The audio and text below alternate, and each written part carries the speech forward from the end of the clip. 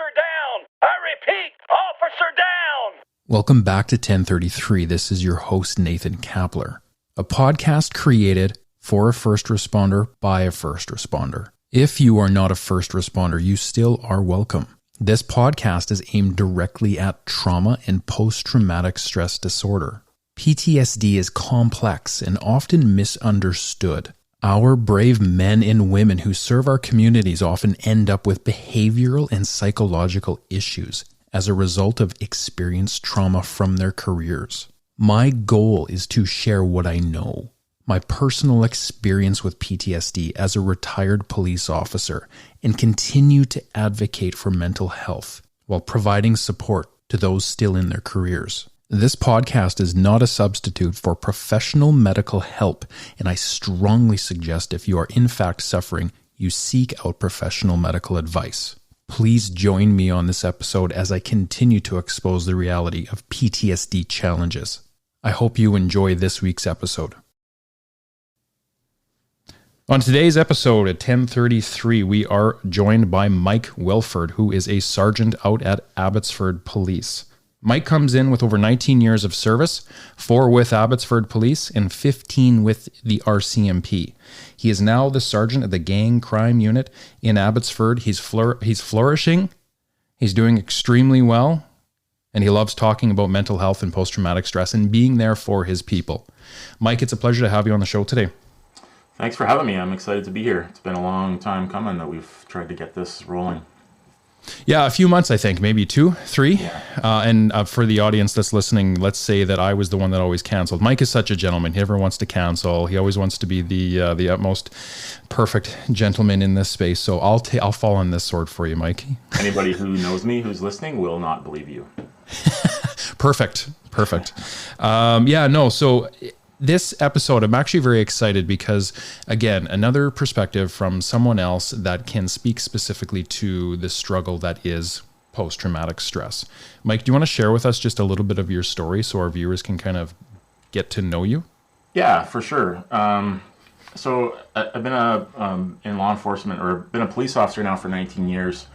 Just started my 20th, actually. And prior to that, I was a corrections officer on the island for just shy of 10 years. So kind of a long time dealing with bad people and bad things. So for me, there was never this kind of one incident that triggered something for me. It was more like a cumulative effect of all those years of dealing with other people's trauma and seeing bad things and you know, I won't get into the list of all the bad things we see because there's no need for that, but anybody who's a first responder who's listening knows exactly the type of stuff I'm talking about. So what happened for me is I was always the guy that, first of all, 100% believed in PTS, 100% believed that we need to take care of ourselves after critical incidents. And in fact, in my corrections days, I was a CISM member. We didn't call it CISM, but a critical incident stress management team. I was even the team leader for a while, and even informally, I'd always put myself out there as, if you need to talk, if you're going through stuff, call me, wake me up, text me, page me, because when I started this career, I still carried a pager. So yeah, just I put myself out there as that person that really recognized that seeing shitty stuff can make you have a shitty time, and you might need some help going through it. What I never recognized is that it was also happening to me because I knew it was real, because I knew it happened to people, because I understood it and sought to understand better and better all the time. I just assumed that I was somehow immune to it, which was just completely, almost willful blindness on my part. So what happened is, after years and years of kind of just dealing with my shit by ignoring it, it caught up to me. So then what that looked like is I started having I used to call them panic attacks, but it was never really a panic attack. I never felt like panicked, but the best way I've been able to describe it is when you are in traffic and you have to somebody cuts you off and you have to take evasive action to avoid a collision, or you're sitting on your rocking back on the back legs of your chair and you almost fall and catch yourself. That sort of 5 or 10 seconds of panic, fight or flight, tension in the stomach, elevated heart rate. So I would experience that, but with no external stimulus to cause it. Like, I would literally be relaxed on my couch, like as relaxed as you could be, and then I would start to feel that sort of physiological fight or flight, tension, fear, panic, whatever you want to call it. And sometimes it would be fleeting. It would last a few minutes. Sometimes it would last a few hours. Sometimes it would last a couple of days. And I was very aware that it was happening, and I didn't understand why it was happening. So for the longest time, I just did everything I could to ignore it. I'd start to feel that way, so I'd turn off the TV, lay down, do some breathing exercises or something, try to relax myself, and then I'd feel better, and so I'd carry on, move on to the next problem. And it became so persistent that it started to become very disruptive for my life, because it would happen at very inopportune times. It would, it started happening not nearly as often, but it did start happening at work. It would happen when I was home alone with my daughter. It was disruptive. So I went to my doctor, told him what was happening, and he said, "Yeah, you've got." He stopped short of saying you have PTSD, but you have stuff going on there that you need help with. Prescribed me with some medication initially to help me sort of bridge the gap between where I was at and getting the appropriate psychological guidance. And the medication was like fantastic. I felt way better. It wasn't like anything that made me high or anything like that, but it worked really well. It was like a antidepressant type medication, and it essentially stopped that from happening almost immediately, like within a couple of weeks. It was like bordering on miraculous for me.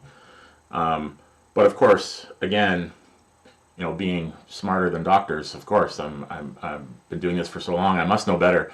I disregarded the part of the medical advice he gave me that you need to go talk to somebody, and said, "Oh, the medication is working great. I don't need to go talk to somebody. I'm fixed." Well, that was incorrect, because after probably 6 months or so, then the medication stopped. Then it was time. So I went to see somebody, and my initial visit with this one person was not at all positive. It was not good, and it completely turned me off talking to a psychologist, which is ridiculous. If you go to a mechanic and he rips you off, you're not going to stop going to mechanics. You still have to get your car fixed. And kind of the same thing, right? So I eventually found. Through work, actually, I came across a psychologist and ended up making an appointment with him. And night and day, 100% positive experience. And he deals almost exclusively with first responders, lots of cops, corrections, military, etc. And he figured me out right away. And I told him basically what I just told you. And he's like, "Okay, yeah, I see what's going on." And he described it very simply for me, because I have a tiny little brain that's not at all scientific. So the way he described it for me is, he said when anybody, but first responders in particular, when a regular person, because cops aren't regular, cops aren't normal, experiences some sort of trauma, like a loss of a loved one, an injury, whatever. They just see something traumatic. There's a normal way that that people process that, and whether it's they cry, they experience remorse, they talk to their family, they talk to their friends, they like kind of sit with it for as long as it takes to feel better. But as first responders, and in particular, the people that are responding to traumatic incidents. So it's certainly not specific to cops. Paramedics definitely would go through this kind of stuff. Corrections officers, you name it. I don't need to list them all, but so we go see some sort of trauma, and whether it's visual trauma or emotional trauma or whatever, we go see something super nasty, and then we write the file and hit 10-8, and we're back at it to the next piece of trauma and the next piece of trauma and the next piece of trauma, and there's no time to process it like in a normal, healthy way. So the way he described it for me is when you do that, you put it in a box, and he said imagine a box the size of a banker's box, like one of those cardboard fold-up boxes. And he says you put that piece of trauma in the box, and put the lid on it, and then the next one, and the next one, and the next one. Whereas instead of doing that, if you take the time to deal with the trauma in a healthy way, and then he described for me, like if you picture the file room in a police department, or at the front desk of a doctor's office, where everything is nice and neatly filed and stuff like that, and everything has its place. He said that's where your healthy but still negative memories go. They get put on the shelf. You can access them when you need them. They're there. They're not gone, but you know where they are, and you know where to get them when you need them. The stuff in the banker's box, it's just a big mishmash of all this stuff, and sooner or later, the box will overflow, and you can no longer, cram the lid back down on it. And when I started having that anxious fight or flight, panic attack, whatever you want to call it, that was essentially the box overflowing. Stuff was falling out of the box, with no input for me whatsoever, no control for me whatsoever. And you can use whatever metaphor you want. I know the Delta Chief on the Bend Don't Break podcast, he uses the metaphor of a backpack and putting pebbles and rocks in the backpack. So, little bits of trauma, small rock. Big critical incidents, big rocks. And eventually it gets too heavy to carry. Same concept.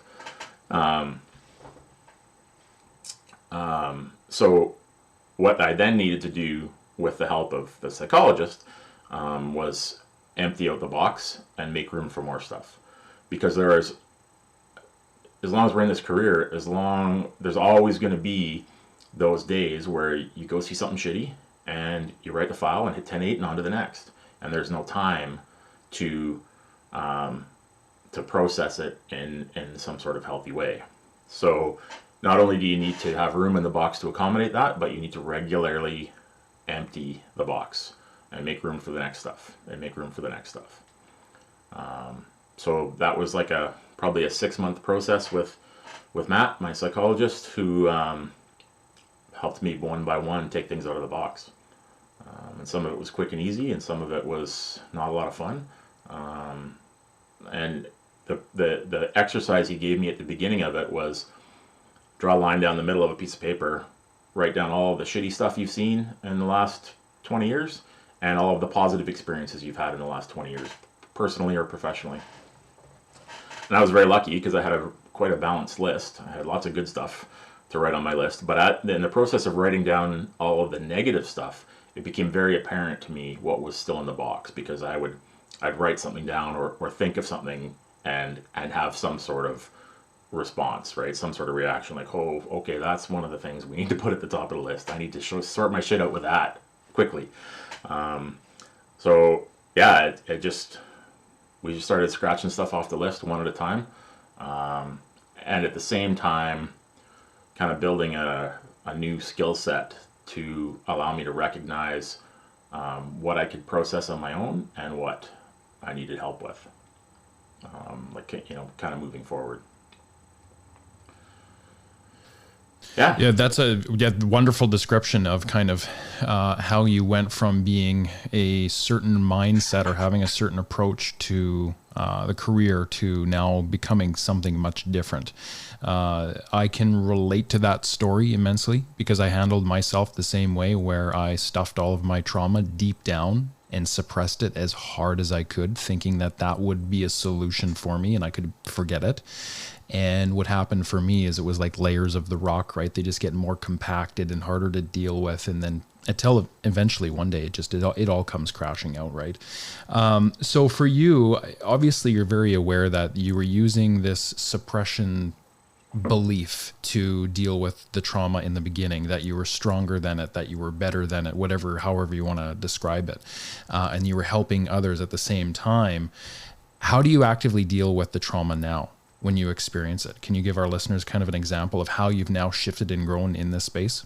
Yeah. So once, I'll keep using the same metaphor of the banker's box. Once I had cleared out the box, or at least made a significant amount of room in it, and this took me quite some time, and a lot of learning with Matt, because part of the process that I went through him was not just therapy, but it was also learning, like teach me why this is happening so that I can understand it. I need to get why, and then I can fix stuff, right?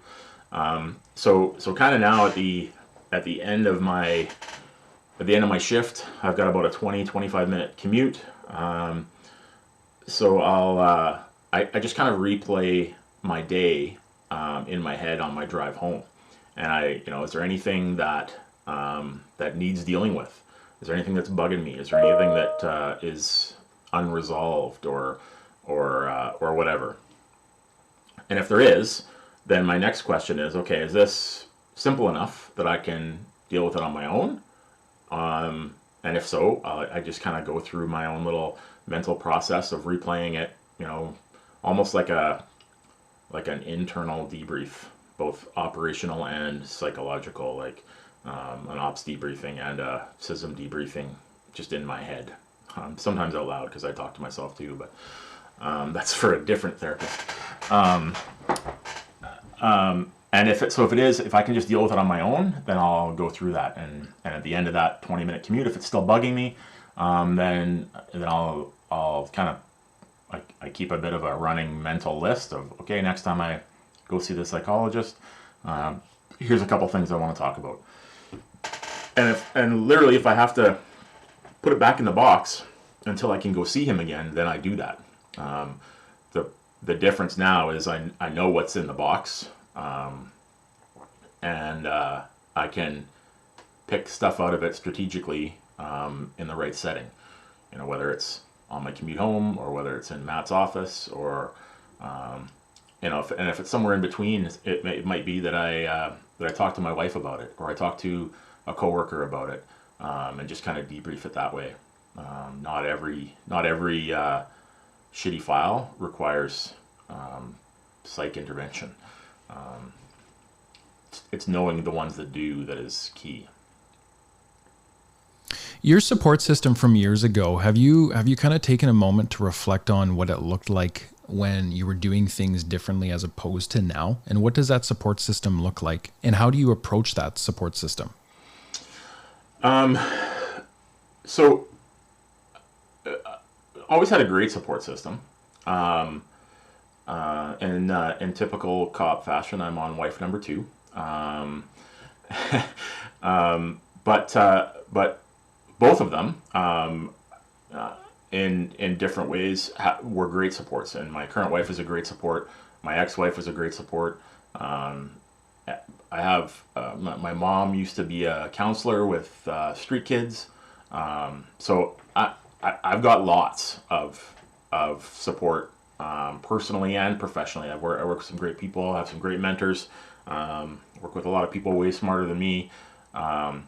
So the problem for me has not been lack of a stable support system. The problem for me was not accessing it. So I would just not talk about the shitty files, or I would talk about them almost in an energetic way, like, oh yeah, it was a crazy day today. I saw this guy had been dead for a month. I'll talk about it like it's cool, as opposed to talking about it like, oh man, that is, not only is that super sad that that guy died, but it's also super sad that nobody noticed he was missing for a month. And gee, I'm sure glad that's not me, kind of thing. So it's vitally important to have a solid support system, but it is just as important, if not more important, to know how and when to access it. Otherwise, it's no good. It's no good having a seatbelt in your car if you don't put it on. Absolutely. No, I totally agree with you. And I think even from my own experience, the whatever you want to call it, right? If we wear masks in the beginning of our careers, or we have the dark humor, whatever it is that we're using to kind of try and tell ourselves that these events that we're going to, they're normal when they're not, and we don't have to feel the painful emotion behind it and what we see. And I told myself the same stuff too. Like I was constantly wearing masks in the beginning, and kind of like this state of denial, right? Where I would talk about something that was incredibly, like you said, sad. And, it would come with such a need for compassion, but yet I would bring it out and I would make a joke out of it. And half the time I would tell people this, and you'd watch people's faces in the room and they'd be like, oh my God, that's horrible.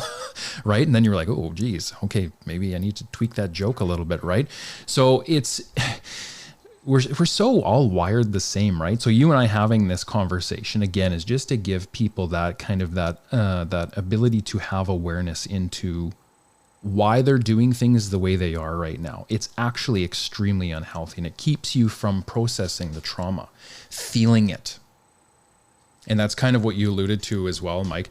So and that's interesting too, because for me, like my support system was for the most part there too. But again, I didn't take the opportunity to tap into the people and connect with them and connect with myself. Like I didn't have any emotion around, okay, this is what I went through, or, hey, this is what I should be feeling right now, or actually shed a tear from seeing a horrible collision. What's your relationship like now with your emotions and, say, vulnerability? I think much, much healthier. I'm just not afraid or embarrassed anymore to say, hey, that was a hard call. I'm going to go talk to Matt about that. Or I need to go meet up with my team and debrief that. Or I need to, make the time to sit and talk with my wife about it. Or whatever I need, I'm not afraid to access it. Because what I am afraid of is that I will go back to feeling the way I did, where I didn't have control of how and when I was going to have that trauma response. So yeah, I actually have a team of therapists now. I have Matt that helped me through all this, and then I have another clinical counselor that I go see regularly that I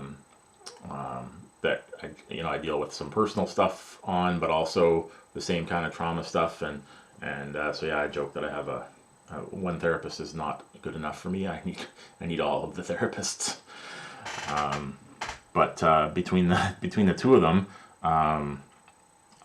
they've sorted me out fairly well, I think.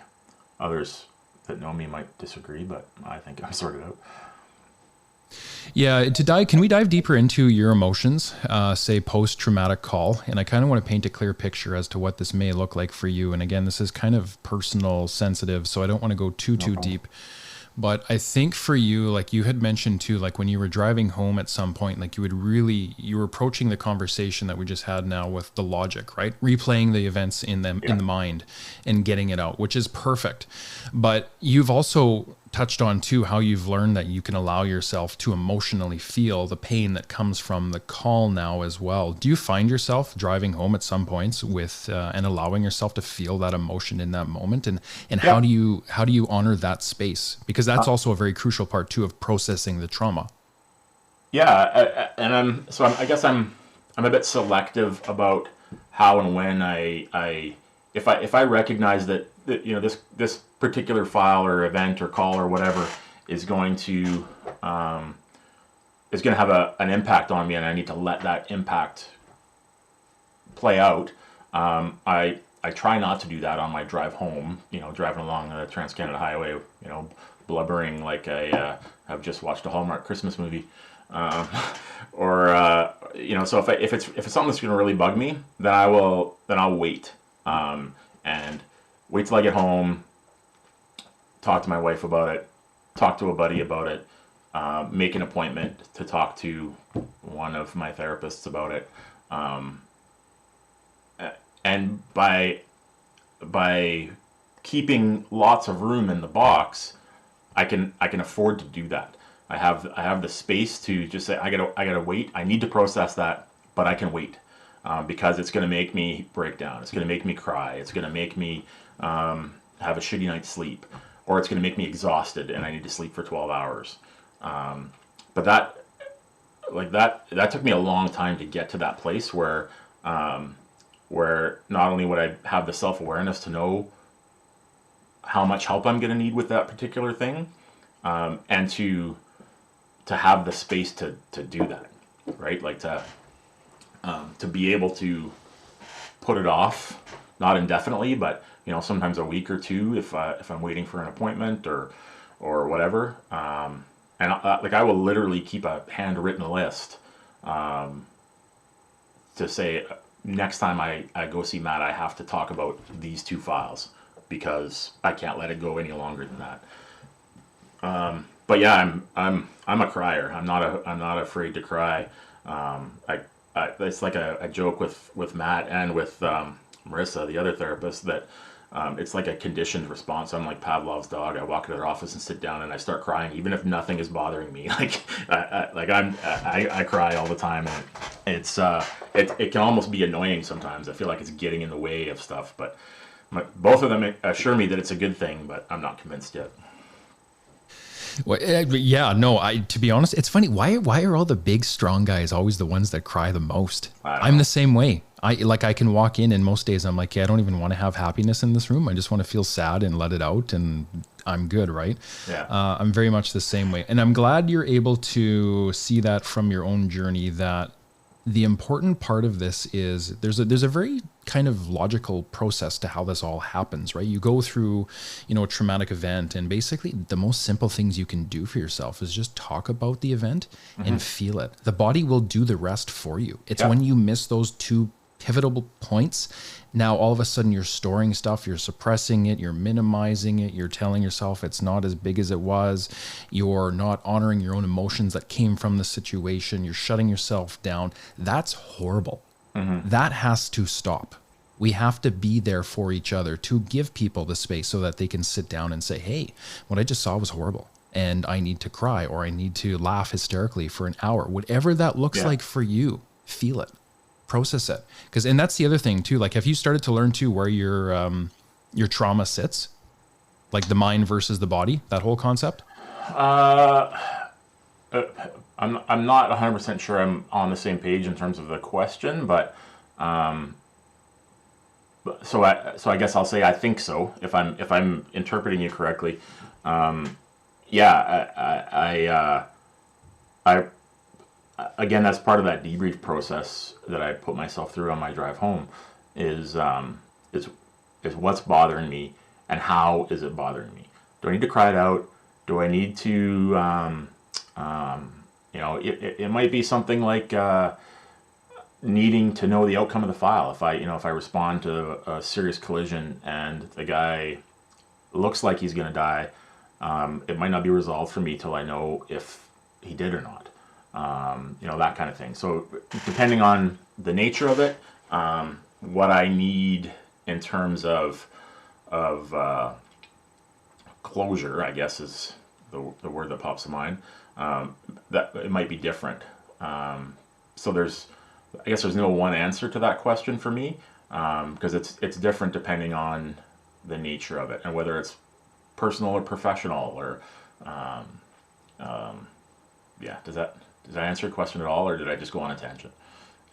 No, you did it beautifully. I mean, and this is the beauty too behind PTSD, is it looks so unique to each individual, right? Like what I've learned in my journey might not transition over to you and what you've learned. So that's why when I have these interviews, I always want to ask people, like, how do you view this?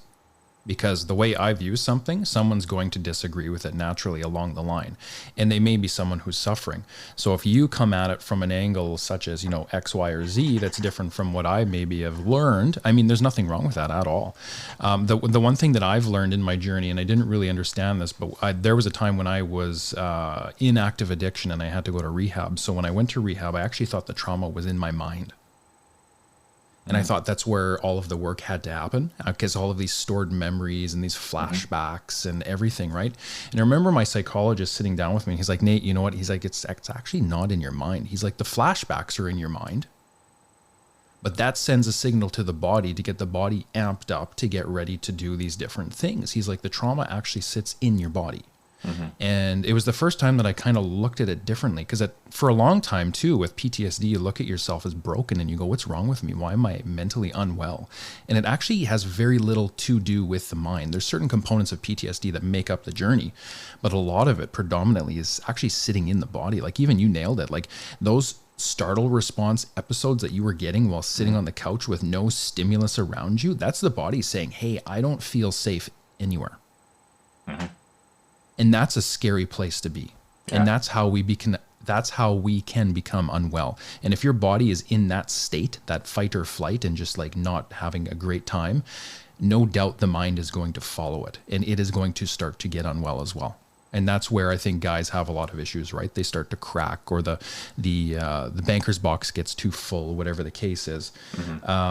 So again, I mean, this is the beauty of the community, right? We're here to teach everybody on kind of, what this can look like. Now, again, am I right in my assessment of where trauma sits? Maybe, I don't know. I'm not sharing it for that reason. I'm sharing it just because however it looks to you and or for the listener on the other end, run with that. This is a place to just gain knowledge and grow from this space, because I'm sure you and I have seen so many people impacted by PTSD, and we need to do a better job of supporting them. One of the big things too that I wanted to run back to was your conversation and some of the ideas behind the medication. You were very open about taking it, which is phenomenal. I think we need to remove that stigma too, that police officers shouldn't be on medication. How could we not be on medication for some of the things we see and have to be a part of? Now, what you nailed, and I absolutely loved it, was you then again took the medication thinking this was the cure-all and ran from the issue. So, and that's such an important part too of the process as well, is you have to take the pill, but you also have to go and get the help. The pill is a Band-Aid. It takes kind of some of the steam out of the pot so that you can breathe for a bit and go and talk about this stuff. So all incredibly amazing stuff for you. And I'm glad to hear that you are now kind of processing some of this stuff a lot better and able to share now, to reach back and kind of help people who are suffering and bring them into a better place. One thing that you went through at one point in your career, and this is such an important part for us too, is when police officers start to lose compassion, or an ability to feel compassion in tragic moments or just for routine calls. Can you tell me about what your compassion fatigue looked like, when it happened, why it happened, and kind of paint a picture for that? Yeah. So I think that can go one of both ways. You can lose your ability to feel compassion, or at least show compassion, but you can also be heavily weighed on by how often you show compassion and how many times you are kind of called upon to help other people through their stuff. And again, I've like I said at the beginning, I've always put myself out there as, you need me, you call me. I'm that guy, right? And I want to be that guy. But when I wasn't taking care of my own stuff, I found that because I was still always willing to take that phone call in the middle of the night or whenever, when I wasn't dealing with my own stuff, a couple of things would happen. I would be just exhausted by trying to figure out what was going on with me and listening to the stories of other people. And in some case trying to provide them guidance when I didn't even know what guidance I was supposed to be providing myself. But the other thing that would sometimes happen was, and fortunately I don't think I ever said this out loud, but it was certainly in my head a few times, where somebody would call me upset or talk to me in the locker room upset about about an incident or a file or whatever, and I'd be like, your problem is fucking bullshit. Like, you want problems? I'll tell you problems. And I caught myself in my head. I'm like, Jesus, Mike, stop. That is not like, that's not healthy. That's not, and that's not the person I wanted to be. So, but so the issue for me was not that I was fatigued by helping other people, is that I was fatigued by the combination of helping other people and not at all helping myself and not taking care of myself. Yeah, so I just needed to unfuck my shit, so that I could be the person I wanted to be to help my teams and my friends. What does your balance look like now with work and your personal life, and how do you balance this? How have you learned to balance it? Well, that's hard. It's depending on the role you're in. There's no way to be a police officer and not let it get in the way of your family.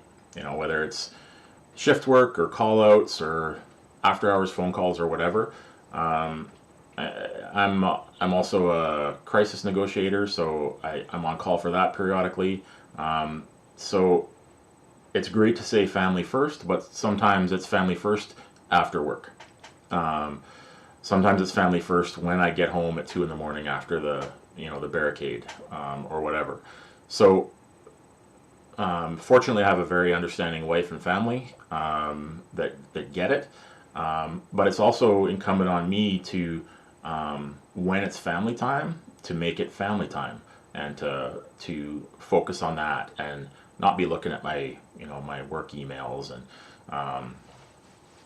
so just, I have to be strategic about when I do it, because sometimes I am on call and I'm expected to answer the phone. So when I'm not, I try to take advantage of that.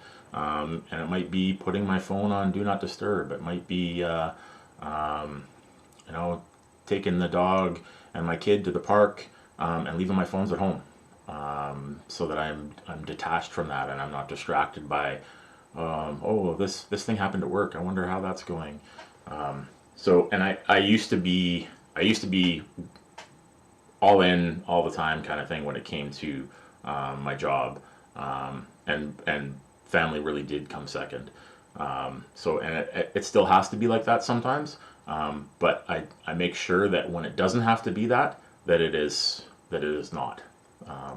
If it's work first, it's because work has to be first, and every other opportunity I get, it's family. Or whatever else, whether it's family, friends, recreation, some sort of healthy activity like going for a walk, or taking 10 minutes out of my day to do 20 push-ups and 20 air squats, whatever thing that is not cop stuff. One of the things I loved early on when I called you and connected with you, and I knew you were very well because I could just tell through the words you were using. When we first connected, you told one of your coworkers, hey, I got to be in the back room here. I got to take this phone call. It's more personal, but I'm here. Right? And I was like, right on. This dude understands that he can step back in the job and still let everybody know he's there, but take some time for the things that he feels are important. And that is also very huge too. That's something that I didn't do on the job, is I gave myself 110% to the job 24/7. And I ran myself ragged. So compassion fatigue was definitely a part of my world. And compassion fatigue comes from that space of giving too much. Mm-hmm. Of yourself and never replenishing some of the things that you feel you need. So I'm glad to hear that you're doing that. That is how it should be. So not only are you doing this on your days off, you're making sure you're self-caring, you're doing the walk with the dog, you're not with the phone, you're taking a little bit of a break here and there at work when you can. Police officers need that too. We need to go and decompress and connect and let stuff out. That's just a normal part of the day. So take it easy on us if you see us out for a coffee. Now, the big part of this is you've obviously gotten to a point now, and you've clearly explained just how you've done it through making sure that you're not walking towards compassion fatigue anymore. and you're very, very comfortable with where you're at. I think you're doing very well. But something that you're also very passionate about is you also, I believe, tell a lot of people this, and it's very, very wise advice, is to go and get help before you need help. Absolutely. So first of all, I basically tell this story now to anybody who will listen, because the more times people hear this kind of stuff, the more it normalizes it. And people have to recognize that this is normal. What you went through, what I've gone through, what countless other people have gone through is normal. A normal reaction to abnormal circumstances, where most of us think it's the other way around, that we are reacting abnormally to normal circumstances. Well, it's not normal to see the stuff that cops and firefighters and paramedics, etc., see every day. It's not normal to see that much blood. It's not normal to see that many dead people. It's not normal to see that many people on their worst day, whatever that worst day looks like. And that just might be the simple fact that their car was stolen, or their purse was stolen and the rent money was in it, or whatever. Like nonstop. People don't call the police because they're having a good day. They call the police and paramedics, and they call 911 when they're having what may very well be the worst day of their life, or at least the worst day in a long time. So for us to be affected by that is 100% normal. In fact, it would be strange and something to pay attention to if you weren't affected by that. So what I tell people, and I tell recruits that come to our department, I tell anybody and everybody that will listen, is that it's really important to have a relationship with some sort of helping profession, whether it's a psychologist or a counselor, or a faith leader if you're a spiritual person, whatever that looks like for you, some safe place, independent from your family, that you can go and talk to. And the reason it's important to do that in advance is because, like in my circumstance, when I finally decided, oh shit, I really got to go talk to somebody, then I had to go through the process of finding somebody. And there was a couple people that weren't taking new patients, and then I get to this guy that I thought would be great because of their background, and it turned out that it was a bad experience. That doesn't mean they were a bad therapist. It was a bad experience for me. It wasn't the right fit for me, for a number of reasons. But I also know tons of people that go to that person with great success and great experience. So it's not just about finding it's not just about finding a therapist. It's about finding the right one that is going to be able to help you in your specific circumstances.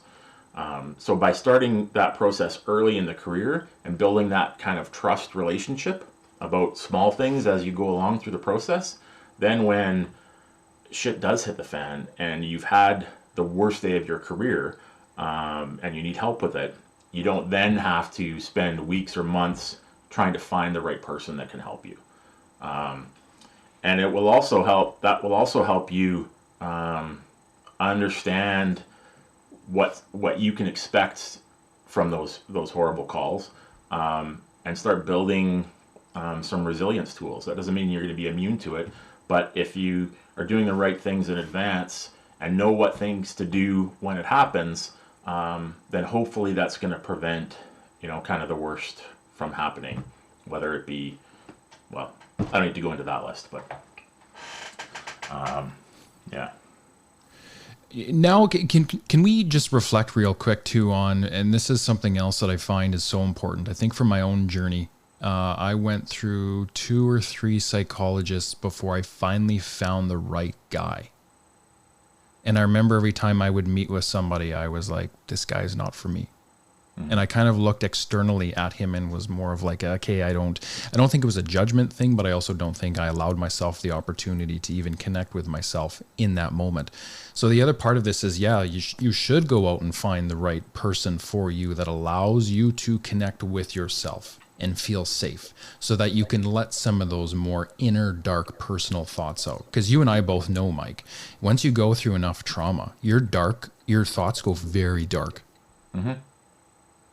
Right? And then there's times where we hold that back with shame and we build the dam thinking, oh, I can't let that out. I can't tell anybody I've had these thoughts. I'll lose my job, right? But that's where it goes. So if you're not letting that out too, I mean, you're not really serving yourself either. So it's such an interesting topic of finding the right person. Yeah. Because it really is very much about yourself too. You got to be able to find yourself in this process at the same time and be willing to have the vulnerability, connect with yourself truly and say, here's my story. Here's what it is. It's ugly. It's gross. I need to get it out. Yeah. And having that relationship with a therapist and that trust and that connection makes it so much easier when you are in the darkest of places to be honest with them and not vet what you're saying so you're, you know, if the very first time you go to a psychologist, and he asks you, hey, have you ever considered suicide? You want to be able to answer that question honestly. But if and I never got to that place, fortunately. But if I was, and when I went to that, especially that one therapist that I didn't have a good experience with, if he had asked me that, if I was considering suicide, I would have said no, 100% no, because I didn't trust him. And I didn't feel safe in that place. So you need to be able to be honest and know that person's there to help you. And as cops, we're skeptical of everybody. So you're sitting in front of a therapist for the first time, and you know that your department or the force or whatever is paying the bill. Whose side are they on, right? Like, are they going to help me or are they going to fuck me? Sorry, I hope you don't mind the F-bombs. I can't speak without them. I use it like a comma. I'm sorry.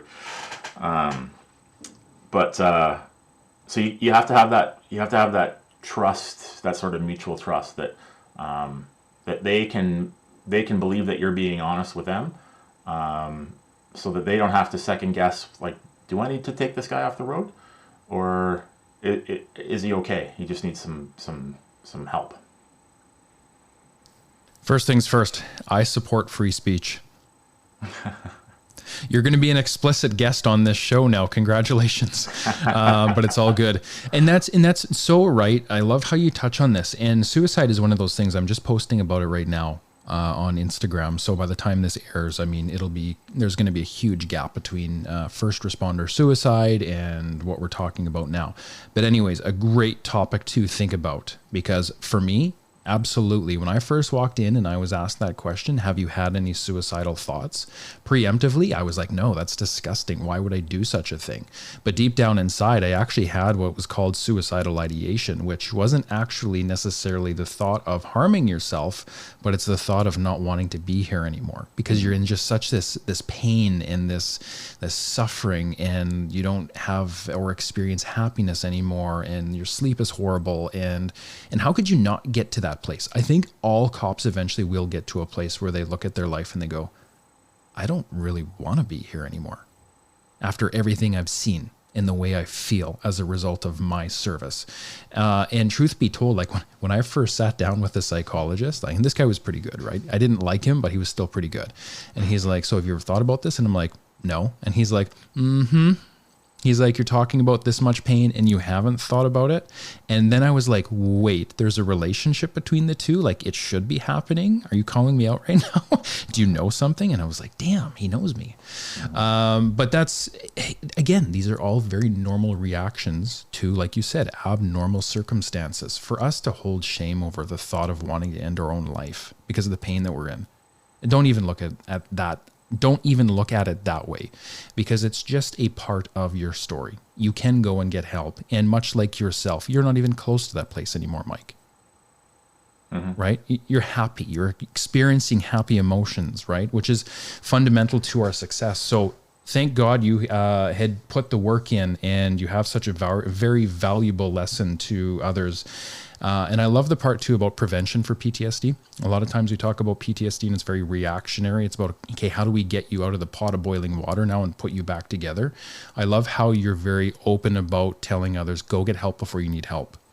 That's fundamental. Now, one other thing too that I really like about your approach to your own mental health and your overall strategy, and I picked up on this earlier on, but it sounds like you're a lot more open now to setting boundaries and saying no. Yeah, I think so. But I tend to be an over-committer in terms of stuff that I take on. So yeah, I think I'm better at saying, yeah, I can't do that because I need to carve out that part of my week for the family, or for rest, or for whatever, whatever kind of self-care. Oops. Sorry about that. Whatever self-care I need, that particular day. So yeah, I am better at that about knowing my own limitations. And again, that's a very big part of the journey, is having the awareness when you recognize you need to take your foot off the gas a little bit. Yeah. I think for many of us, when we first start out, we think we're invincible and we put our foot down to the pedal, to the floor, and we go as hard as we can for as long as we can. Mike, you've been through so much. You've talked a lot about some of the personal things you went through with myself, going back to the RCMP as well. And now that you're with Abbotsford, what are some of the things that Abbotsford is doing with their mental health approach and their PTSD that you absolutely love? The most important thing is that there is we have a mandatory annual check-in with the psychologist once a year for everybody in the building. It's not just sworn members, it's everybody. Records, transcription, front counter, members of all ranks. And I think there's huge value to that. And because, first of all, everybody is doing it. It's not just, oh, so-and-so is going to see the psych today, they must be having a rough time. No, everybody's doing it. We're all doing it. And there'll always be skepticism about, oh, it's mandatory, so that means it's for the employer. Well, so they're reading everybody's notes. They know everything about all the deep dark secrets we're all telling them. Well, that's not the case. So first of all, psychologists have rules that they have to follow, and they would be not disbarred, but whatever sanction they would get if they were breaching that sort of trust. It doesn't matter who's paying the bill; they still have to follow their own, professional standards. So once people get over that skepticism or mistrust of management, I think it's a great thing that we all have to do it. And I know there's some people that go in there with a screw you attitude. I'm not going to tell you anything because nobody can tell me when I have to talk about my problems. There's always going to be people like that, and that's fine. Some people just can't be reached, and that's too bad that it's like that. But the focus needs to be on the people that can be reached. We can only help the people that we can help. So that is. I think that's the best thing that our department does in terms of wellness. There's all sorts of other little things that come up here and there. For a while pre-COVID, we had once a week we had access to a yoga studio that was paid for jointly by our union and management. We have a great gym in the building as well as at our union building, and there's we're encouraged to work out on our meal breaks. So there's lots of little things like that, and also I think the understanding that there is no one thing that works for all people. So mandatory psych evaluations every year is not going to work for everybody in the department, but even if it works for 20% of them, and something else works for another 20%, and something else works for another 20%, sooner or later you have found something for everybody, or at least as many people as possible. So having a diverse approach, I guess, is, yeah. Yeah, that's how you win this war. You Yeah. make sure you provide as many options and solutions as possible. Because like you said, there's going to be a lot of, especially younger people, I would tend to think, I don't really know, but I'm going to, branch out and suspect that a lot of younger people, especially from past generations, would shy away from those mandatory psych meetings and not really capitalize on them, right? For one reason or another. One of the things that I actually also really liked that you talked about as well was this issue that forms in police throughout their service of lack of trust for everyone. Mm-hmm. And I think for some of us, it can flip into loose thoughts of paranoia, right? Having to go to the psych, and the psych's going to give my notes to the chief, and the chief doesn't. I mean, not that he doesn't care, but he's not going to breach those ethics and those conduct rules that are there, set up to protect you as an employee. There's rights here. And that's something I think we need to get better at too, is challenging ourselves in those moments and helping the younger generation or whoever is still trying to champion this belief of paranoia and antitrust that no, okay, this is something that should be celebrated by all members. It's a cultural shift that needs to happen in order for us to all move along in this together. So it sounds like Abbotsford's actually doing a phenomenal job of this. I know the Mounties doesn't do it this way, and I hope one day that they can change and beef up their mental health supports. They have their own challenges that they have to deal with. So that's their shtick. I'm going to stay out of it. I'm just a podcaster here. So just connecting with all the beautiful people that have learned the lessons and willing to share it on the outside, right? And that's also too something that's very cool. Is the external support that now exists on such a topic like this. Like we're just meeting, as normal people would on a street, having a conversation about mental health.